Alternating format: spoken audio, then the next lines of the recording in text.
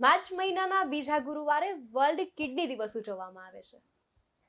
Kidney નામ સાંભળતા જ આપણને બધાને ઘણા બધા પ્રકારના જોક્સ, કોમેન્ટ્સ યાદ આવશે, કેમ કે આપણે ઘણી બધી વાતો કિડની પર કરીએ છીએ અને આપણને સૌને એટલી જ માહિતી છે કે 2 કિડની હોય છે, એક કિડની પર જીવી શકાય છે અને કિડનીમાં ઘણી વખત ઘણા લોકોને પથરી થતી હોય છે. પરંતુ એના સિવાયની ઘણી બધી એવી ઇન્ફોર્મેશન છે કે જે આજે તમને મળવાની છે. નમસ્કાર, આપની સાથે હું છાયા. BS9 ના તમામ દર્શકોનું હું સ્વાગત કરું છું. અત્યારે BS9 વિશેષમાં આપણી સાથે જોડાણા છે ડોક્ટર સુનિલ મોટરિયા, કે જેઓ યુરોલોજિસ્ટ છે. બીટી સવાણીમાં છેલ્લા 24 વર્ષથી કાર્યરત છે અને સાથે જ ક્રિષ્ના હોસ્પિટલમાં પણ ફરજ નિભાવે છે. સર, આપનું વેલકમ. Thank you. ત્યારબાદ આપણી સાથે જોડાયા છે ડોક્ટર મહિપાલ ખંડેલવાલા, કે જેઓ નેફ્રોલોજિસ્ટ છે અને 11 વર્ષથી બીટી સવાણીમાં કાર્યરત છે. સર, પહેલા તો હું એ પૂછવા માંગીશ કે વર્લ્ડ કિડની દિવસ એ જ્યારે આપણે ઉજવીએ છીએ તો શા માટે ઉજવીએ છીએ? વર્લ્ડ કિડની દિવસ એ આપણે જેમ મેડમે કીધું કે દર વર્ષના માર્ચના બીજા ગુરુવારે સેલિબ્રેટ કરવામાં આવે છે. એનો મેઇન હેતુ એ છે કે આપણે લોકોને એ અવેરનેસ ક્રિએટ કરવા માટે કે કિડની એક બહુ અગત્યનું ઓર્ગન છે. જેમ કે હાર્ટ, બ્રેન એ અગત્યના ઓર્ગન આપણે બધા લોકો સમજતા હોય છે. એવી રીતે કિડની બી એક એવું લાભપ્રદક અંગ છે જેને હેલ્ધી રાખવું બહુ જરૂરી છે. ને આ ડે સેલિબ્રેટ કરીને આપણે એ અવેર કરવાની પ્રયત્ન કરીએ છીએ કે કિડનીને કેવી રીતે હેલ્ધી રાખવી, એને બચાવવા માટે આપણે શું શું કરી શકાય. સાથે જ ડોક્ટર સુનિલ, હું આપને પૂછવા માંગીશ કે લોકો હૃદયની તો બહુ કાળજી રાખતા હોય છે, કેમ કે બધાને ખબર છે કે આજકાલની લાઈફસ્ટાઈલ એવી થઈ ગઈ છે કે જેના કારણે અવારનવાર હાર્ટ એટેકના કિસ્સાઓ સામે આવતા હોય છે. કિડનીની પણ આપણે કેવી રીતે ધ્યાન રાખવું જોઈએ? જેમ મહિપાલે કહ્યું કે આપણા અંગ કિડની અભિન્ન અંગ છે. ભગવાને આપણને 2 કિડની આપી છે, પણ એની ગંભીરતા લોકોને નથી હોતી. કોમન છે કે ઘણી વખત કિડની ડેમેજ થતી હોય છે, પણ લોકોને એની ગંભીરતા નથી. એક બાજુની કિડની ડેમેજ હોતી હોય છે. તો હું ઘણા લોકોને એવું સમજાવું કે જેમ આપણને ગાડીમાં એક ભગવાને સ્પેર વ્હીલ આપ્યું હોય ને, એમ આપણા શરીરમાં લોકો એને સ્પેર વ્હીલ તરીકે ગણતા હોય છે. પણ કિડનીના ઘણા બધા કામ છે આપણા શરીરમાં. પાણીનું ફિલ્ટ્રેશન કરવું, બ્લડનું ફિલ્ટ્રેશન કરવું, ઇલેક્ટ્રોલાઇટ બેલેન્સ રાખવું, બ્લડ પ્રેશર રેગ્યુલેશન. તો આ બધી વસ્તુઓના નાના મોટા ફેરફારો જો આપણા શરીરમાં થતા હોય તો આપણે કિડનીની અંદર કાંઈક ગડબડ છે એવી દિશામાં બી વિચારવું જોઈએ અને આપણે કોઈ સારા ફિઝિશિયન અથવા તો કિડનીના સ્પેશિયાલિસ્ટને મળીને એની યોગ્ય તપાસ કરીને આગળ વધવું જોઈએ. જ્યારે કિડનીમાં ઘણા લોકોને પથરી થતી હોય છે અને અવારનવાર કંઈક ને કંઈક નુસ્ખાઓ અજમાવતા હોય છે, ઘર એકબીજા પાસેથી સલાહ લેતા હોય છે અને પછી ઘણા બધા નુસ્ખાઓનો ઢગલો કરતા હોય છે. જોકે આખરે તો આવવું પડે છે ડોક્ટર પાસે જ, પરંતુ આપ બંને જ્યારે કિડનીના ડોક્ટર છો તો આપ બંનેમાં શું ડિફરન્સ છે? હું જેમ કે એમ નેફ્રોલોજિસ્ટ છું અને સ્પેશિયાલિટી મારી બાળકોની કિડની સ્પેશિયાલિસ્ટમાં છે. એટલે એમાં શું છે કે કિડનીમાં 2 જાતના ડોક્ટર હોય છે. એક નેફ્રોલોજિસ્ટ હોય છે અને એક યુરોલોજિસ્ટ હોય છે. હવે નેફ્રોલોજિસ્ટ કિડની વિશે, કિડની લાગતી બધી દવાઓ અને ડાયાલિસિસનું ભાર સંભાળે છે અને યુરોલોજિસ્ટ એ બધું કિડની લાગતી સર્જરીનું ભાર સંભાળે છે. તો હું નેફ્રોલોજિસ્ટ વિશે, પથરી વિશે વાત કરું કે એમાં આપણે જોઈએ તો પથરી બની ગઈ ને એ આપણે કાઢી નાખવી એ એનું કંઈ એન્ડ નથી. એ મારા ગણતરી મુજબ એ એની શરૂઆત છે કે જેને એકવાર પથરી બની છે એને વારવાર પથરી બનશે. એટલે તમારે એને પથરી કાઢ્યા પછી એ ખબર પાડવી જરૂરી છે કે કોકના શરીરમાં પથરી કેમ બને છે. તો એ અગત્યનું ઇવેલ્યુએશન માંગતા હોય છે અને એ આપણે કરવું ફરજ છે. બાકી સર્જરી વિશે સાહેબ સમજાવશે પથરી વિશે. જી સર. પથરીની વિશે કહું તો કોમન છે કે જે તમે હમણાં જ પ્રશ્ન કર્યો કે જ્યારે પથરીની તકલીફ હોય ત્યારે લોકો દેશી નુસ્ખાઓ ને બધું કરતા હોય છે. આપણા આજુબાજુમાં 3-4 બહુ કોમન વસ્તુ છે.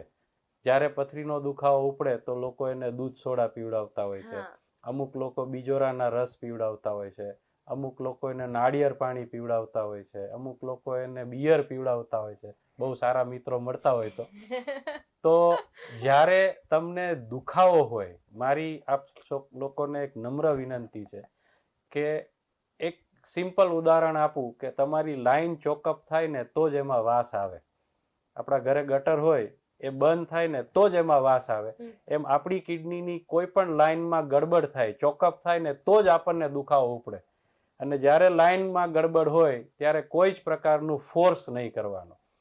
આ મારી તમામ જનતાને નમ્ર અપીલ છે કે જ્યારે દુખાવો હોય ત્યારે નજીકના કોઈ ડૉક્ટર પાસે જઈ અને આઈધર દવા અથવા તો ઇન્જેક્શન લઈ એકવાર દુખાવો મટી જાય પછી બાકીની આગળની સારવાર જે કંઈ પ્રમાણે કરવાની થતી હોય. હા, બધી દવાઓથી પથરી અમુકથી નીકળે છે, પણ એની સાઇઝ અને તમારી પેશાબની નળીનું ડાયામીટર એના ઉપર આધારિત હોય છે. હવે ક્યારેક 20 mm ની પથ્થર હોય ને પછી લોકો પાણી પીધા રાખે ને જ્યુસ પીધા રાખે તો કિડની બગાડીને અમારી પાસે 1-2 વર્ષ પછી આવતા હોય છે. તો આવું ના થાય એ આપણે ચોક્કસપણે ધ્યાન રાખવું જરૂરી છે. અત્યાર સુધીમાં મેં એવું સાંભળ્યું છે કે પાણી ઓછું પીએ એટલે પથરીની સમસ્યા થાય, તો આ સિવાય શા કારણે થઈ શકે પથરી? હવે જેમ કે પથરી બનવાના કોઈ એક કારણો નથી. હવે હું થોડું વિસ્તૃતમાં કહીશ કે એમ બાળકોમાં જોઈએ તો પાણી કોઈ મૂળ કારણ નથી, કે પથરી અમે એક દિવસના બાળકોમાં બી પથરી જોઈ છે. તો એમાં કોઈ પાણીનું એટલું યોગદાન નથી. અમે બાળકોમાં માનીએ છીએ કે પાણી પીવું, હાઇડ્રેશન થેરેપી બહુ અગત્યની વસ્તુ છે. પણ જ્યારે એવા નાના બાળકોમાં થતી હોય પથરી તો એમાં કારણો કંઈ બીજા જુદા પ્રકારના કારણો હોઈ શકે છે, કે આપણે કેમિકલ ડિસ્ટર્બન્સીસ હોઈ શકે, કે કંઈ જેનેટિક મ્યુટેશન હોઈ શકે છે શરીરમાં, કે કંઈ મેટાબોલિક ડિસ્ટર્બન્સીસ થઈ શકે છે. એટલે બાળકોમાં જ્યારે બી પથરી બનતી હોય એનું કંઈ એક મૂળ કારણ વિચારવું પડે અને એનું ઇવેલ્યુએશન કરવું પડે કે શે કારણે પથરી બનતી હોય. કે એટલા બાળકોમાં જ પથરી બની જાય તો આગળ જઈને કિડનીને કેવી જાતનું ઈજા પહોંચાડે કિડનીને એ આપણે ગંભીરતાથી વિચારવું પડે. રહી વાત મોઠાની, તો મોઠા માટે સાહેબ હું અગેન લોકોને સમજાય એવી સાદી ભાષામાં સમજાવું તો આપણી કિડનીનું જે કામ છે એ કોઈ પણ ક્ષારને ઓગાળેલી ભાષામાં બહાર કાઢવાનું છે. તમે પેશાબ જુઓ તો એ પાણીનું એક દ્રાવણ છે, પણ જ્યારે એની અંદર અમુક પ્રકારના તત્વોની વધઘટ થતી હોય છે તો જે ક્ષાર છે એ ક્રિસ્ટલાઇઝ થાય અને એ ક્ષારને પાછું બંધારણ થવા માટે આપણે એક દિવાલ બનાવી હોય તો એક ઈંટથી નથી બનતી, ઘણી બધી ઈંટને સિમેન્ટિંગ કરવું પડે. એમ નાના નાના ક્ષારને સિમેન્ટિંગ કરવાના પદાર્થો બી જો આપણા યુરિનની અંદર વધારે જતા હોય તો એ પ્રમાણે પથરી બને. સામાન્ય રીતે ખાવા પીવાથી સાથે પથરીને 95% લોકોમાં નિસ્બત નથી હોતી, પણ આપણી કિડનીની જે ઇન્ટ્રિન્સિક ફેક્ટર છે, ઇન્ટ્રિન્સિક ફેક્ટર એટલે એની જે ફિલ્ટ્રેશન કરવાની જે કાર્યક્ષમતામાં ગડબડ થાય તો પથરી થાય. પેશાબ રોકવાથી પથરી થાય એ સાચું છે? હા, થઈ શકે. પેશાબ રોકવાથી પથરી થાય, કારણ કે અગેન એનું સિમ્પલ ઉદાહરણ આપું કે સ્થગિત પાણી, તળાવના પાણીમાં શેવાળ થાય, નદીની અંદર ક્યારેય શેવાળ ના થાય, વહેતું પાણી એ ક્યારેય ડોળું ના થાય, પણ સ્ટેગ્નન્ટ વોટરની અંદર મુશ્કેલીઓ થાય. એમ આપણા શરીરની અંદર ક્યાંય પણ સ્ટેગ્નન્ટ યુરિન પડ્યું રહે, પેશાબની કોથળીમાં જો પ્રોસ્ટેટની તકલીફને કારણે પેશાબ પડતર રહેતો હોય, કિડનીની નળી સાંકડી હોય, એના વણાકો આવતા હોય, તો એવી બધી જગ્યાએ ક્ષાર જમા થાય અને પથરી બની શકે છે. હું જોડીશ ને ખાલી જેમ પાણીની એક પાણી, તો પથરીનું કંઈ ઈલાજ ખાલી પાણી જ નથી, એની સિવાય ઘણી બધી ચીજો હોય છે. પણ આ પાણી એક મૂળ અગત્યની ટ્રીટમેન્ટ છે કે આપણે હાઇડ્રેશન થેરેપી મેન્ટેન કરે. પણ એક પાણી જે નથી, આપણે મૂળ કારણ ખબર પાડવો પડે પથરીનો, કે પથરી કેમ બને છે. કારણ કે એટલા બધા લોકો છે, બધાને તો પથરી બનતી નથી.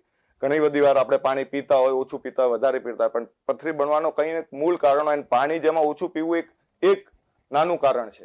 એટલે હા, પાણી અગત્યની વસ્તુ છે, પણ એક જ કારણ ઉપર પાછળ બેસીને કે પાણી ઓછું પીએ છે એટલે પથરી થાય છે એ માનવું એ થોડું ગંભીરતાથી લેવું જરૂરી છે. બીજું લોકોને એક ગેરસમજ હોય છે કે સાહેબ કેવું પાણી પીવું, આ બીજો કોમન પ્રશ્ન છે. હમણાં આજકાલ બધા કે સાહેબ પેલું આરો પાણી પીવું કે આલ્કલાઇન વોટર પીવું કે ફિલ્ટર કરેલું પીવું, તો એવું નથી. એવું સાંભળેલું છે કે ઘણાને પગના દુખાવા હોય તો ઘણા એવી વાતો કરતા હોય, શેરીમાં બાયું બેઠી હોય ને ગોસિપ કરતા હોય કે ભાઈ બોરનું પાણી પીવો તો પગના ગોઠણના દુખાવા નહીં થાય. બોરનું પાણી, હા, એટલે બેઝિકલી પાણી એ એની ઇન્ટરનેશનલી કે આખા વર્લ્ડમાં એક જ ફોર્મ્યુલા છે, H2O. ચોખ્ખું પીવા લાયક પાણી તમે એડિક્વેટ માત્રામાં પીવો તો એનાથી વિશેષ કંઈ નથી. હા, પણ અમુક જગ્યાએ જેમ આપણો સૌરાષ્ટ્રનો બેલ્ટ છે, આપણે ગ્રાઉન્ડ વોટર લઈએ છીએ જેમાં વેરી હાઈ TDS છે પાણીના, પોતાના અંદર જ એટલા બધા ક્ષાર છે કે જે કિડનીને પોતે જ વધારે મહેનત કરવી પડે છે. આપણે 25 કિલોમીટર દોડ્યા હોય ને પછી છેલ્લા 1 કિલોમીટરમાં આપણે જ થાકી જવાના છે. હા તો સેમ થિંગ આપણી કિડનીનું જે એની કેપેસિટીથી બહાર જ્યારે કામ કરવાનું આવે ત્યારે એ થાકી જાય છે. તો હું અગેન બધાને એવું કહીશ કે પીવા લાયક ચોખ્ખું પાણી પીવો, એનાથી વિશેષ કોઈ જરૂરિયાત નથી. હા, પાણીની માત્રા વધારવાથી તમારું યુરિન ડાયલ્યુટ થશે. યુરિન ડાયલ્યુટ થશે તો જે ક્ષાર છે એ ઓગળેલા રહેશે, તો તમને પથરી નહીં બને. એટલે અલગ અલગ પ્રકારના પાણી પીવા જરૂરી નથી, પાણી પીવું પાણી પીવું જરૂરી જરૂરી છે. છે. શુદ્ધ હા. ચોખ્ખું પાણી. હા, શુદ્ધ ને ચોખ્ખું પાણી પીવું જોઈએ. અગેન અહીંયા હું એવું કહું કે આપણા ગુજ્જુ ફૂડ, જે આપણું ટિપિકલ ગુજરાતી ફૂડ હા. છે, એમાં ઘણા બધા એવા તત્વો છે કે જે આપણે અજાણતા લેતા હોય છે, જે કિડની માટે નથી સારા. કોમન છે એ સોલ્ટ. આપણે ઉપરથી નાખતા મીઠું, હા. પાપડ, અથાણા, ફરસાણ, આપણને બધાને ગાંઠિયા ભજીયા ખૂબ ભાવે છે. તો આની સોડા. અંદર એટલો બધો ખાવાનો સોડા અને સોલ્ટ છે સોડિયમ. કે જે આપણી કિડનીને વધારે મહેનત કરીને બહાર કાઢવો પડે છે. તો એ બહાર કાઢવા માટે એને કંઈક પાછું લેવું પડે છે, જે કેલ્શિયમના રૂપે એ સંગ્રહી રાખે છે, તો કેલ્શિયમની પથરી થાય છે. અને મેં જેમ શરૂઆતમાં કીધું કે દેર આર બાઇન્ડર્સ. કેલ્શિયમના ક્ષારને જોડવા માટેના જે તત્વો છે એ પ્રોટીન્સમાંથી આવતા હોય, તો એના જે બાય પ્રોડક્ટ્સ છે એ પ્યુરિન્સ ને પિરિમિડિન, યુરિક એસિડ, જે કિડનીની પીએચને ગડબડ કરે. તો આ બધી વસ્તુનું આપણે ધ્યાન રાખીએ તો મહદઅંશે પથરીઓ આપણે બનતી અટકાવી શકીએ છીએ. ઘણી બધી વખત મેં એવું સાંભળેલું છે કે હૃદય તો એક છે, એટલે હૃદય બંધ પડે એટલે માણસને જીવવાના કોઈ ચાન્સ નથી, પણ કિડની ભગવાને બે આપેલી હોય છે, એટલે એક કિડની ઉપર શું માણસ જીવી શકે આમ સ્વસ્થ? બેશક એક કિડની ઉપર જીવી શકાય, અને એના આધાર ઉપર જ આપણે કિડની ટ્રાન્સપ્લાન્ટ પ્રોગ્રામ બનેલું છે. એટલે કિડની ટ્રાન્સપ્લાન્ટ પ્રોગ્રામમાં આપણે શું કરતા હોય છે કે એક હેલ્ધી માણસની કિડની લઈને એને એક કિડની વાળું જ થઈ જાય, અને આપણે જે બી એને કિડની ડોનેટ કરતા હોય, રેસિપિયન્ટને ડોનેટ કરતા હતા, ક્યારેક મેડિકલ ફિલ્ડ આ આધાર ઉપર નહીં બનાય કે કોઈને એકને કોમ્પ્રોમાઇઝ કરીને બીજાને કિડની આપીએ આપણે. તો એના કારણે એટલે ઘણીવાર આપણે જોતા કે અકસ્માત રીતે કોઈ પેટનો દુખાવો થયો, 40 વર્ષના ઉંમરે આપણે ડોક્ટર પાસે ગયા, એને સોનોગ્રાફી કરાવી, તો એમાં ખબર પડી કે એક જ કિડની છે. તો એ ખોટી માનતા છે કે આપણે એક કિડની છે તો આપણે બહુ જોખમમાં છે. પણ હા, આના પાછળ એક લાઈન એડ કરવી પડશે કે જ્યારે આપણે એક કિડની હોય ને આપણે ખબર પડી જાય, તો ત્યારે આપણે એને સાચવવાની જરૂરિયાત વધી જાય કે આપણે કોઈ ખોટી રીતે કોઈ over the counter pills, pain killers ના લેતા હોય, કોઈ એવા ગેમ્સ ના રમતા હોય જે પાછળથી, લગભગ આપણે ઇન્ડિયામાં એવા ગેમ્સ નથી રમતા, જેમ કે રગ્બી હોય કે જેમાં આપણે પાછળથી પકડતા હોય કે આપણે કિડની ઇન્જરી થઈ જાય, પછી આપણે કોઈ પથરીનો દુખાવો કે આય તો આપણે તાત્કાલિક રીતે એનું ચેકઅપ કરાવો કે એક કિડનીમાં પથરી થાય તો એનું કિડની ફેલિયરના જોખમ એને વધી જાય. પેશાબનો ચેપ લાગી જાય તો તમારે રેગ્યુલર રીતે બીપીનું ચેકઅપ, પેશાબમાં પ્રોટીનનું ચેકઅપ કરાવવું પડે. તો આ માન્યતા જૂઠી છે કે એક કિડની છે તો આપણે કોમ્પ્રોમાઇઝ થઈ જાય, જરાય નથી. તમે તમારે લાઈફનું એક સેકન્ડ ઓછું નહીં કરશો, પણ તમારે એને સાચવવાની જરૂરિયાત વધી જાય. સાહેબ અગેન જેમ કીધું એમ, મહિપાલે કીધું એમ કે અજાણતા ખબર પડે, અથવા તો કોઈ વખત કોઈ ઓપરેશન કરીને કંઈ પણ ગડબડ થઈ હોય ને તમે કાઢી હોય, તો એ તરત જ એવો સવાલ પૂછે કે સાહેબ હવે તો વજનવાળું કામ કે ખેતીનું કામ કે એવું કાંઈ નહીં કરી શકાય ને એમ. તો એવું જરાય ડરવાની જરૂર નથી. આપણે જીવવા માટે એક સારી કિડની જો સરસ રીતે કામ આપતી હોય તો દુનિયાનું કોઈ પણ પ્રકારનું કામ તમે કરી શકો છો. ઇવન તમે એવરેસ્ટ બી ચડી શકો છો, એમાં કોઈ પ્રકારનો બાધા નથી. પણ હા, તમારી જે ગાડી છે એ સ્પેર વ્હીલ વગરની ગાડી છે, તો જે સારું વ્હીલ છે એને તમારે સાચવવું એટલું વધારે જરૂરી છે. ને એવા ઉદાહરણો છે કે એ તો આપણે જે હેલ્ધી માણસમાં એક કિડનીની વાત છે, એવા ઉદાહરણો છે અમારી પાસે જે ટ્રાન્સપ્લાન્ટ થઈ ગયા છે, ને એ સોલ્જર કારગિલ ઉપર મોટી મોટી ગન્સ લઈને એવા ઓછા ડિગ્રીને ટેમ્પરેચરમાં કાર્યરત છે. એટલે that is nothing to be scared of, but you have to take care. એટલે દર્શકો પણ ઘણા વિચારતા હશે, અને મારા મનમાં પણ એવો વિચાર આવ્યો કે ઘણા બધા એવા મસ્તી મજાકમાં પણ એકબીજાને કહેતા હોય કે કિડની વેચી નાખવી છે.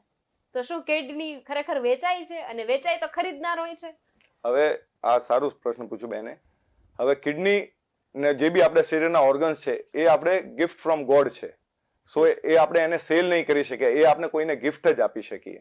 પછી રહી વાત કિડની વેચવાની કે હું મારી કિડની કોઈને બી આપી દઉં, તો એ પ્રશ્ન ડોક્ટર સિવાય બીજું કોઈ નિર્ણય લઈ નહીં શકે. એની એક ટ્રાન્સપ્લાન્ટ ટીમ હોય ને એના એ લોકો ડિસાઈડ કરે કે કોની કિડની કોનામાં જશે. એના ઘણા બધા ટેસ્ટ હોય છે, અને પ્રી ટ્રાન્સપ્લાન્ટ વર્કઅપ હોય છે.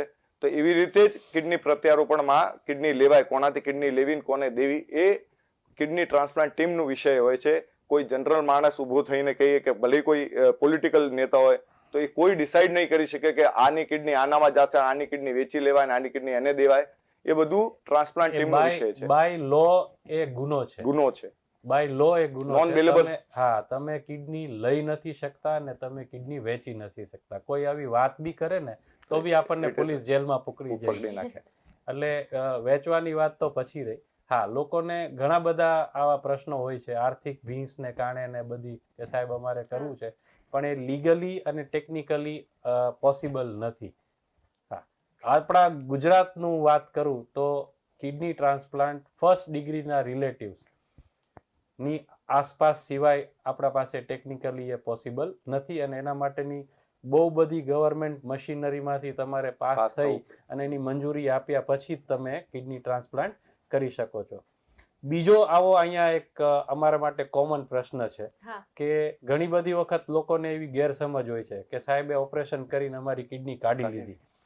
તો આ એઝ અ યુરોલોજિસ્ટ હું આટલા વર્ષથી પ્રેક્ટિસ કરું છું અને કોઈ બીજા ડાક્ટરે ક્યારેક ભૂતકાળમાં ઓપરેશન કર્યું હોય ને અમારી પાસે આવે તો એને આવી શંકાઓ હોય છે, તો એ કોઈ તમારી કાઢે ને તો બી ત્યારે ને ત્યારે બીજા કોઈમાં રોપી શકાતી નથી, અને એની આખી પ્રોસિજર એટલી બધી કોમ્પ્લિકેટેડ છે કે કદાચ હું ધારું ને તો બી એ પોસિબલ નથી.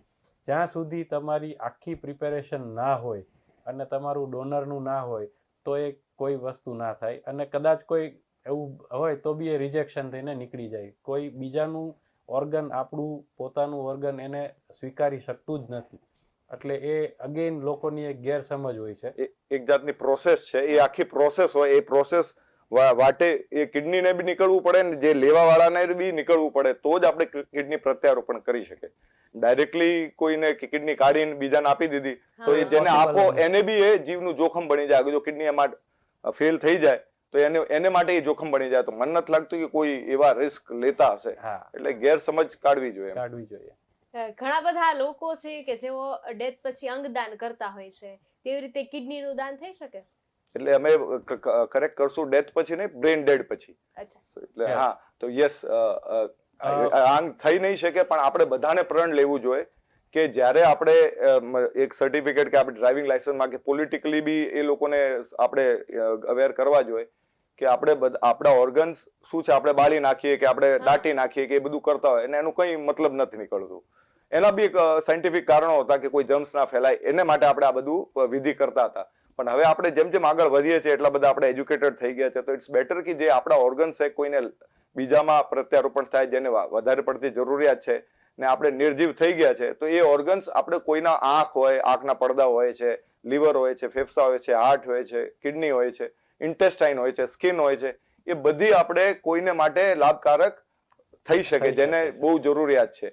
તો જે આપણે બ્રેન ડેડ થતા હોય, ઘણીવાર એક્સિડેન્ટલ કેસ કે કોઈ બ્રેન ટ્યુમર થાય તો એમાં બ્રેન ડેડ થઈ જાય. બ્રેન ડેડ એટલે કે જેમાં આપણું હાર્ટ ચાલતું હોય છે પણ આપણું બ્રેન આપણા બોડીથી ડિસ્કનેક્ટ થઈ ગયું છે, તો એ માણસ પાછું ક્યારેક જીવી નહીં શકાય. તો એમને લાઈફ સપોર્ટ ઉપર થોડા ટાઈમ માટે રાખતા હોય છે ને એના ઓર્ગન અમે રિટ્રીવ કરતા હોય છે ને જેને જ્યાં જરૂર હોય એ ચોક્કસ તપાસ કરીને પછી એ પ્રત્યારોપણ કરતા હોય છે. તો બેશક આપણે બ્રેન ડેડ હોય ત્યારે આપણે એના ઓર્ગન્સ વાપરી શકાય અને આપણે બધાને પ્રણ લેવું જોઈએ કે આપણે ઓર્ગન ડોનર બની શકે.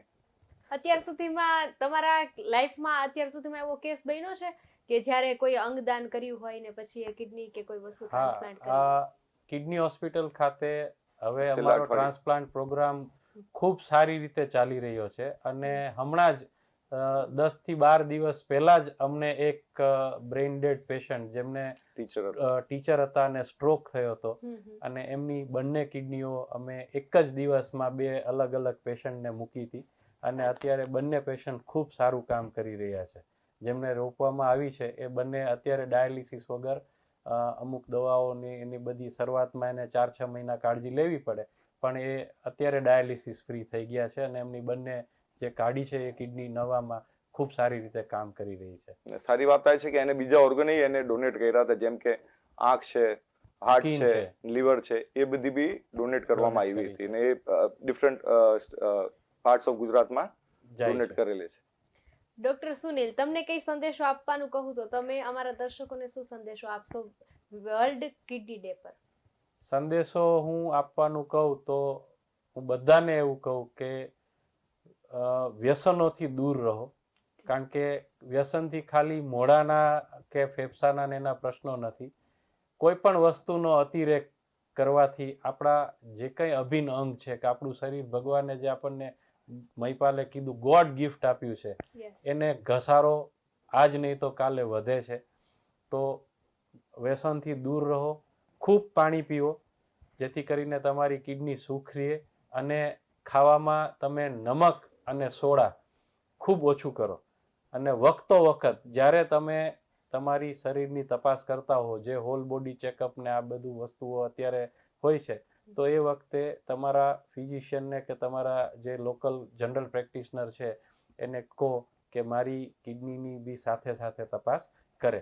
અને સૌએ પોતપોતાનું, જે લોકો 35થી ઉપરના છે એ લોકોએ પોતાનું બ્લડ પ્રેશર વખતો વખત ચેક કરવું જ જોઈએ, કારણ કે બ્લડ પ્રેશરનું વધવું એ કિડની ફેલિયરનું મોસ્ટ અર્લીએસ્ટ સાઇન છે.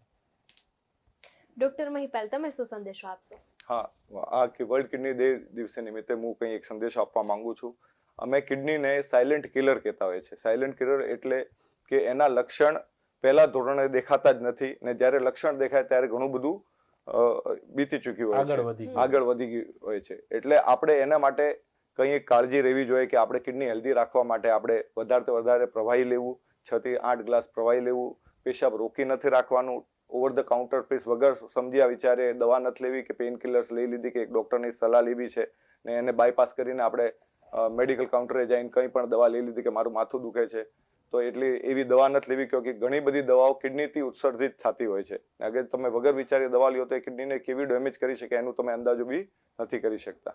જ્યારે બી તમને કંઈ એવું લાગે કે માથું દુખાતું હોય, પરસિસ્ટન્ટ માથું દુખાતું હોય કે પેશાબમાં ફેણ ઉતરતા હોય, તો એના માટે તમારે ચોક્કસ રીતે ડૉક્ટરને દેખાડવું છે. પગમાં સોજા આવે, મોઢે સોજા આવે, પેશાબ ઓછું થઈ જાય કે પેશાબ વધારે થઈ જાય, તો એનામાં બી એને ગંભીર લઈને તમારે વહેલી તકે ડૉક્ટરને મળવું.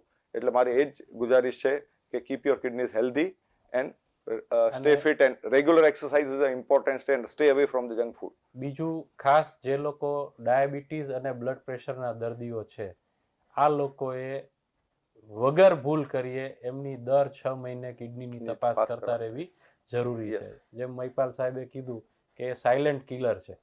તમે જ્યાં સુધી ડૉક્ટર પાસે પહોંચશો ને ત્યાં સુધી ઘણું બધું ઘણીવાર મોડું થઈ ગયું હોય છે. તો ખૂબ હેલ્ધી ખાઓ, ખૂબ પાણી પીવો, અને જેમ પેશાબનો કંટ્રોલ ના રાખો લાંબો ટાઈમ, અને વારંવાર પેશાબ જવું અને પેશાબ વધારે બનાવો, તો આપની કિડની ખૂબ હેલ્ધી રહેશે. સર, છેલ્લો પ્રશ્ન એ પૂછવા માંગીશ કે બીટી સવાણીમાં વર્લ્ડ કિડની ડે પર કંઈક કાર્યક્રમ રાખવામાં આવ્યો છે, એવા સમાચાર અમારા સુધી પહોંચ્યા છે. હા, વર્લ્ડ કિડની ડેના દિવસે અમારી હોસ્પિટલમાં કેમ્પ બી છે, અને આ દિવસ ઉજવાઈ ગયા પછી 29 અને 30 તારીખે આ મહિનાની એન્ડમાં ત્યાં ફ્રી ડાયગ્નોસ્ટિક કેમ્પ અને નિદાન લેબોરેટરીના અમુક ટેસ્ટ રાહત દરે કરવામાં આવશે. તો આપ સૌ બીટી સવાણી કિડની હોસ્પિટલ ખાતે આ વિનામૂલ્ય સેવાનો લાભ લેજો. રાજકોટના તમામ નામાંકિત સિનિયર ડૉક્ટરો આ હોસ્પિટલ ખાતે સેવા આપે છે, તો આપ સૌ એનો લાભ લો એવી મારી નમ્ર વિનંતી. તમને લાભ ન લેવો પડે એવું અમે દિલથી છીએ, પણ બાય ચાન્સ જો તમને આવો કોઈ રોગ હોય તો તમને એની યોગ્ય સારવાર મળશે. જે રીતે તમારી દર્શકો ઘણી બધી માન્યતાઓ હતી, તે માન્યતા હવે કદાચ દૂર થઈ ગઈ હશે કે સોડા પીવાથી પથરીની સમસ્યા છે તે મટી જાય, એક કિડની પર જીવી શકાય કે ન જીવી શકાય, કિડની કોઈને વેચી શકાય કે ન વેચી શકાય. ઘણું બધું તમે કિડની વિશે સાંભળ્યું અને જાણ્યું હશે. આવી જ બધું વાતો સાથે આપણે BS9 પર મળતા રહીશું. ડોક્ટર સુનિલ અને સાથે જ ડોક્ટર મહિપાલ સર અમારી સાથે જોડાયા બદલ આપનો ખૂબ ખૂબ આભાર.